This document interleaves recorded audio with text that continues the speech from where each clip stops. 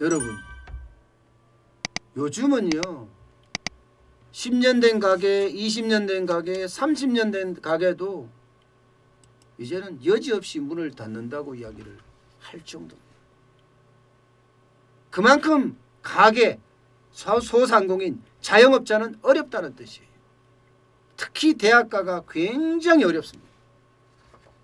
대학가는요 지금 온라인 수업으로 대부분 전환했잖아요. 당장 말입니다. 이화여대, 서강대, 숭실대, 건국대 여기는 전부 다 온라인으로 완전히 전환을 했습니다. 여기에다가 서울대, 성균관대, 경희대, 한국외대, 한양대도 기한을 정하지 않고 온라인 강의를 이어가고 있는 상태예요.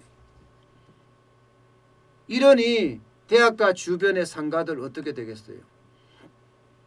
일반적으로 대학가 주변으로 상권이 잘 형성이 되거든요. 예. 건대 입구만 하더라도 그야말로 불야성이었어요. 불야성. 건대 입구에 가서요 소주 한 잔 먹으려 치면요 어깨를 수십 번 부딪혀야지 소주 한 잔을 먹을 수가 있었습니다. 게다가 가게 한 곳에 가서 절대로 안 되고요. 한 서너 곳 들려야지 빈집이 있을까 말까 할 정도가 건대 입구역이었습니다. 그런데 지금요 썰렁합니다. 실제로 전용 면적 66제곱미터가 월 매출이 한때 4천만 원 했는데 지금 1천만 원. 1천만 원이면요 임대료가 1천만 원이에요. 그럼 인건비는 어떻게 감당해요? 운영비는 어떻게 감당해요? 세금은요 계속 적자라는 이야기. 계속 적자. 결국은 사업을 접어야 된다. 이런 얘기가 지금 나오고 있는 상태고요. 이화여대 앞에요. 이화여대 이러면 옷가게가 절비합니다. 옷가게가. 예, 옷가게가 절비한데 여기도 매출 영원히 수두룩해요. 외국인들 하나도 안 오잖아요.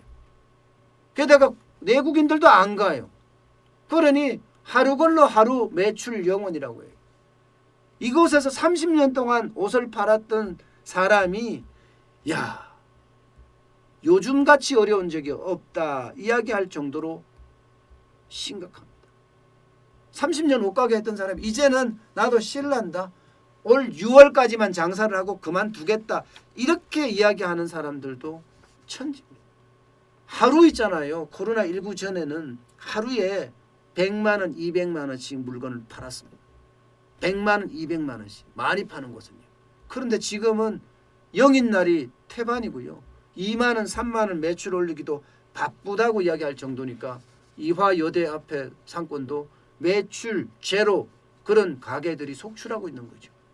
어디 그뿐이에요. 서강대 인건도 마찬가지입니다. 여기도 매출이 30% 40% 줄은 데가 수두룩합니다. 이게 개강이 되면 개강 특수가 있어서 개강 파티다 뭐다 해서 난리가 아니거든요. 그런데 뭐 온라인 개강을 하니까 있겠어요? 없습니다. 매출은 30% 40% 떨어지다가 이제는 60% 70% 심지어는요 80% 90% 떨어진데도 많은 거예요. 그러니까 어떻게 되겠습니까? 권리금 없어졌어요. 가게들 계속 폐업하면서 내놓고 권리금이 쭉쭉쭉쭉 다 빠져요. 건대 앞에만 하더라도요 가게 하나에 권리금이 4억 5억 붙어 있는 거 예사였거든요. 예, 그게 내려갔어요. 2억 3억으로 내려가더니 요즘은요 무권리 점포도 나옵니다. 무권리 점포도. 서울대 입구 앞도 마찬가지입니다. 예, 권리금 1억씩 2억씩 가던 게 지금은 계약을 안 하니까 예, 뚝뚝 떨어졌습니다. 무권리 점포가 나오고 있어요. 실제로. 숭실대 앞에도 마찬가지고 말입니다. 그만큼 대학가가 예, 완전히 쪼그라들었다는 거예요. 이게 대학가가 여러분 이 서울만 이런 게 아니에요. 전국적으로 똑같습니다. 전국적으로. 예, 학교다 이러면 학교 근처에 사실은 이런 조그만 식당들 소상공인들 자영업자 참 많거든요. 학교가 다 그래. 다 온라인 강의 온라인 계약이잖아요. 그러니까 어려워지는 게 굉장히 어려워지는 게 심화되는 그런 상태가 계속되고 있는 것도 사실입니다. 문제는요. 여기서 이제 한 걸음 더 나가는 거예요. 한 걸음 더 나가는 게 뭐냐. 건물주들도 지금 어렵다는 거예요. 건물주들도. 빈상가가 점점 많아지니까 어려운 거고. 게다가 요즘은 상인들끼리 모여서 좀 낮춰달라. 제발 좀 낮춰주세요 하고 이야기를 하고 있어요.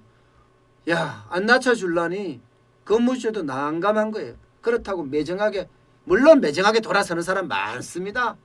매정하게 돌아서는 사람 진짜 많아요. 그렇지만 그 중에는 그래도 인간미가 있는 사람들은 뭐 10% 20% 내려주기도 합니다. 게다가 그 매정하게 돌아서는 사람들, 그 사람들도 이유가 있어요. 이유가 전혀 물론 돈이 많은 사람도 있겠지만 내가 상가 건물 하나 샀는데 상가 건물을 사서 뭐 10억짜리 같은 8억 대출을 받아서 8억을 대출받아 살 수 있습니다. 2억만 내고도 살 수 있어요. 상가 건물은. 상가를 하나 샀어. 그런데 이자도 못 내는 상황이야. 이거 깎아주면 내가 이자를 더 많이 내야 돼. 그러니까 어쩔 수 없이 못하는 그런 건물주들도 있죠. 어쨌든 건물주들도 지금은 순환시대. 지금은 순환시대라고 이야기할 정도로 뭐 임차료 인하를 계속 요구하니까 말입니다. 그만큼 어려워지고 있는 지금 현장이라는 이야기예요. 사실 이런 뉴스가 별로 안 나오잖아요. 별로 안 나온다는 게 좋아졌다는 의미가 아니에요. 워낙 뉴스잖아요. 뉴스. 새로운 게 돼야 되는데 이게 새로운 게 아닌 겁니다. 그냥 어려움 자체가 한계, 현실이라고 생각하니까 더 이상 여기에 대해서 이야기를 안 한다. 이렇게 저는 보고 있는 겁니다. 그만큼 지금 자동차 자영업자들 입장에서나 소상공인들 입장에서 대학가 중심으로는 굉장히 어려운 그런 형국을 맞고 있다. 그렇게 말씀드릴 수가 있을 것 같습니다.